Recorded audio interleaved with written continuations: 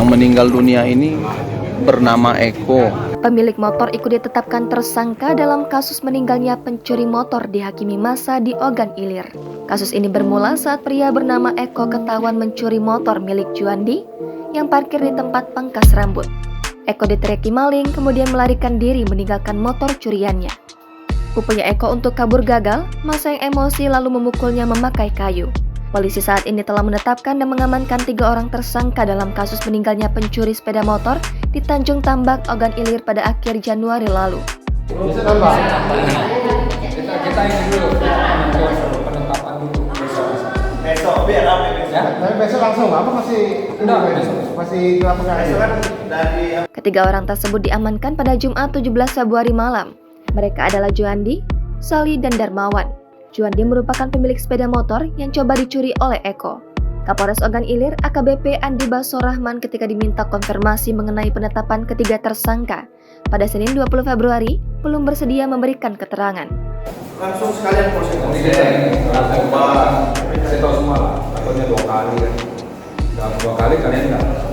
Besoknya saya bilang hari ini saya bilang 5, tiba-tiba besok 7.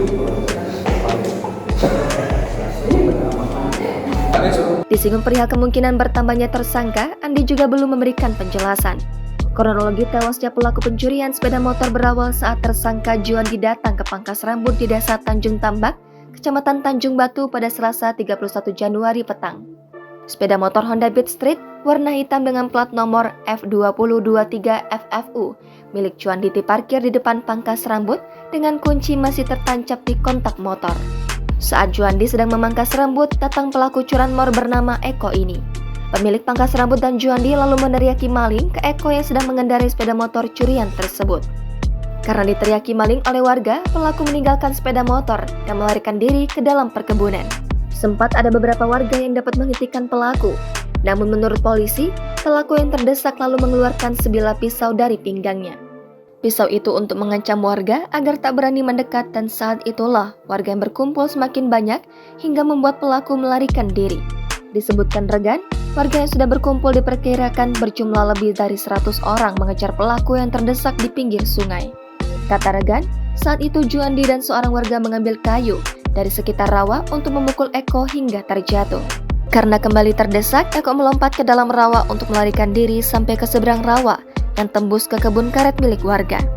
Di seberang rawa, massa sudah menunggu kemudian mengeroyok Eko. Selain ketiga orang yang diamankan, polisi juga mengamankan barang bukti berupa motor curian dan motor milik Eko. Barang bukti lainnya yakni kayu untuk memukul pelaku hingga tewas dan alat bukti berupa 6 rekaman video pengeroyokan.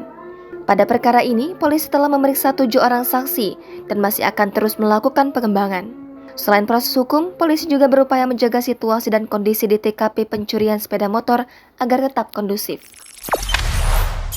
Jangan lupa subscribe, share, komen, dan like ya!